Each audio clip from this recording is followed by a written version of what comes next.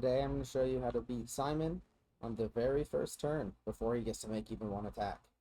I'm going to show you it in action first, and then I will describe it for you, how the process works, and then we'll run through it again, and I'll explain everything as we run through it the second time.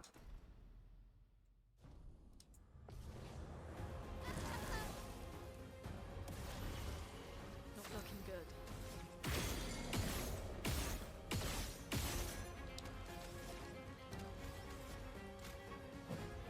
Now's our chance.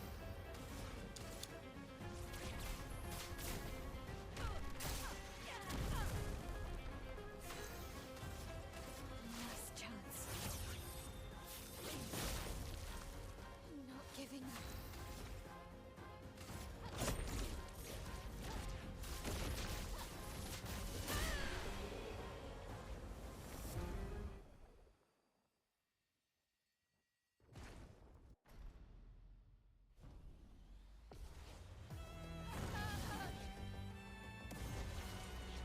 Still need your help.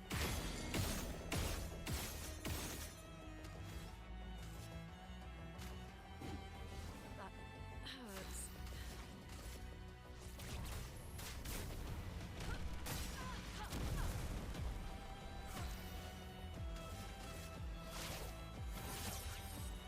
Last chance. Not giving up.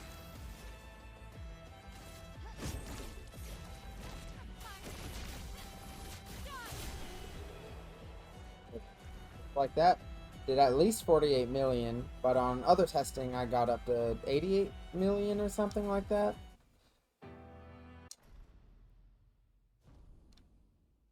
So all of this was done without the use of roulette, which is a really big deal actually.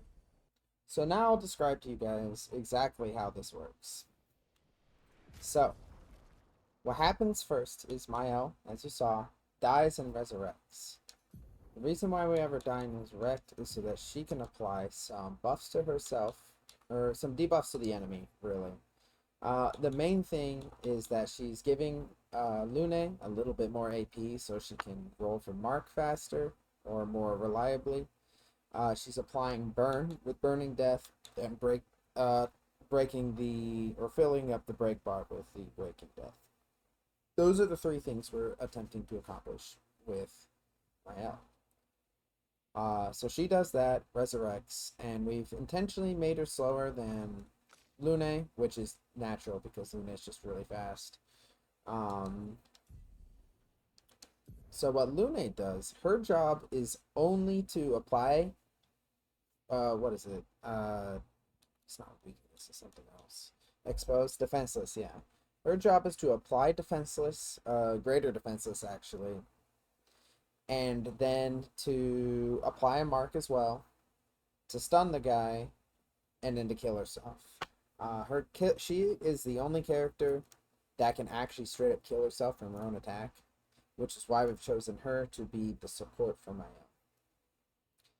So how this goes, Mael kills herself, whatever, and Lune also has auto death on, so that she can set her HP to be really low, so that Hell, when intentionally failed, will instantly kill her if she does no damage.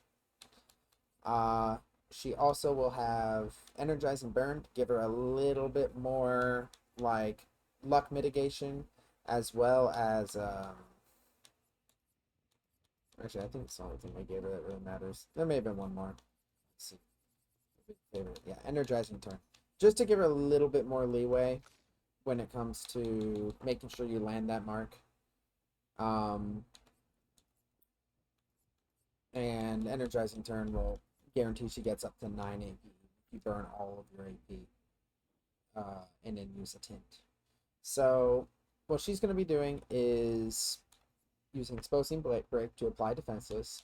We also have Greater Defenseless to increase the potency of that defenseless. They both have First Strike to be able to move before him, obviously. She has Sniper to use free aim to break the boss as well. Quick Break to get that extra turn so that she can apply Hell. And Marking Shots gives you a 20% chance. This is where the luck comes in, but you are a lot more likely to land a 20% chance out of what 10 or 11 shots you get to make than it is for you to get a roulette roll.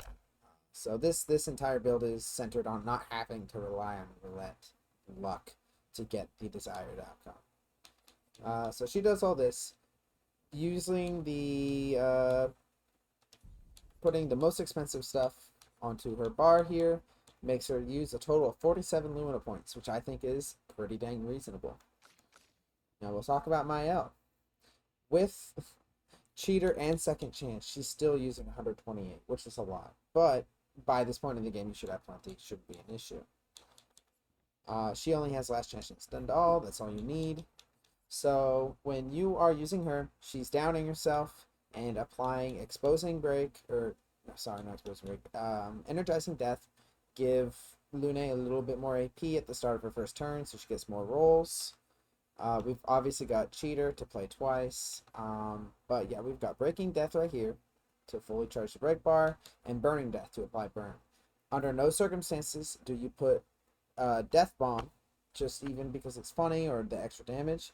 It's not going to help you because it will consume some of the buffs that you give yourself. So let's go into the buffs that make this possible. We obviously need Painted Power to exceed the damage cap of 9,999. We have Aegis Revival here to give ourselves a single shield. And this works together with Shield Affinity to give us a 30% damage increase. We then have Death's Door, which after activating Last Chance gives us 50% more damage. Augmented First Strike is 50% on the first hit. This is one of the reasons we can't bring Death Bomb. Burn Affinity, extra damage. Auto Death, and Auto Death, obviously, you know what that's for. Burning Death, whatever.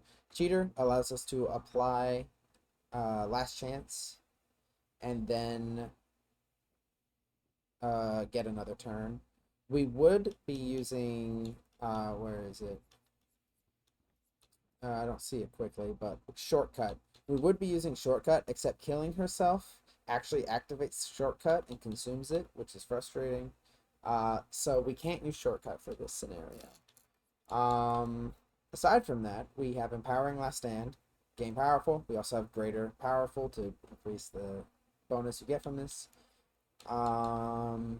Energizing Death and Revive to really make sure Luna gets all of that she needs. You probably don't need more than just Energizing Death, but I throw it on there just because it makes me feel better.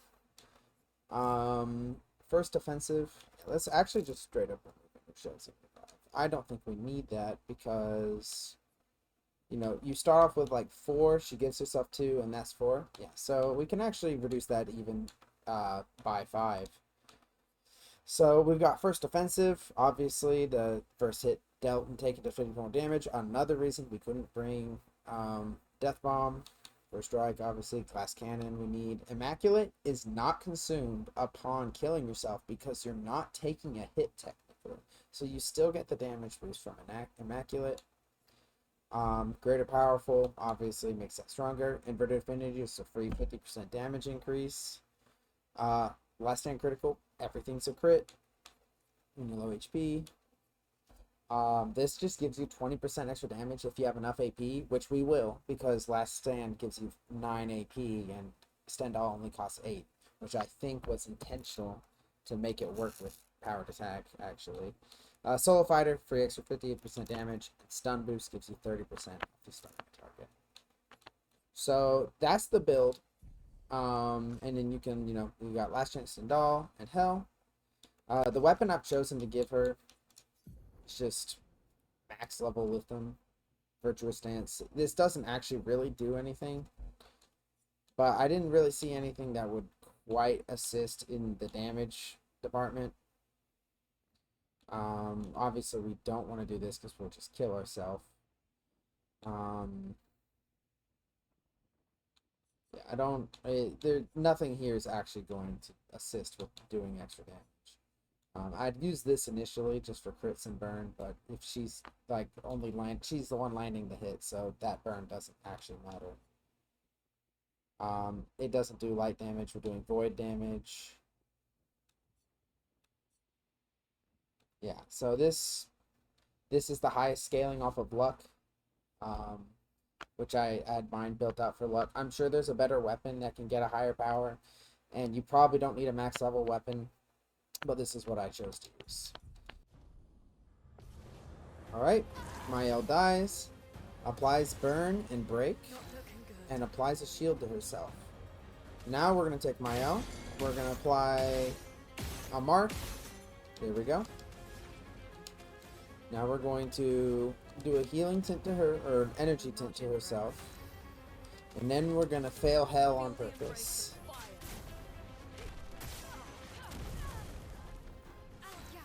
Alright. Use last chance to get our low HP buffs. Not looking good. Then we use Stendahl.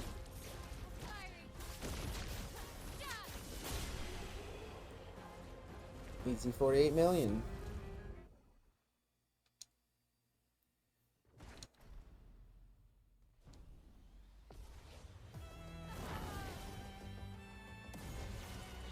Merci. Alright. Let's hope we can get the mark. There we go. That was dangerously close. I'm not sure why. Been a little bit unlucky with that lately. It's like a really high chance of getting it in 10 shots, so we're gonna do hell, kill ourselves. Oop, I accidentally touched my mouse there. Last chance. Time to hit you. And now our little nuclear bomb sends this guy straight to hell.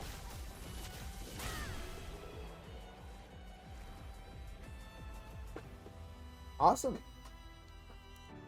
Well, that's going to do it. I hope this was useful to you. And have fun fighting him if you choose not to go for the one shot. He's a tough one.